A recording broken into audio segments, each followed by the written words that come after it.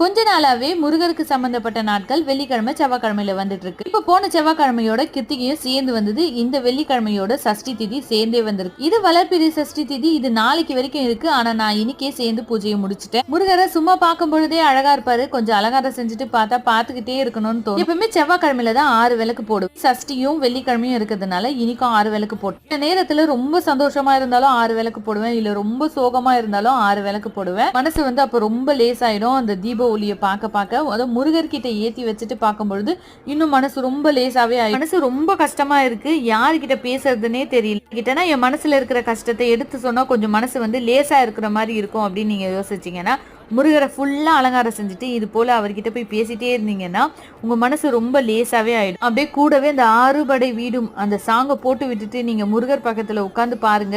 உங்க மனசுல இருக்கிற எல்லா கஷ்டமும் அந்த பாட்டுல பாட்டு முடிய உங்க சோகம் எல்லாம் கரைஞ்சு போயிடும்.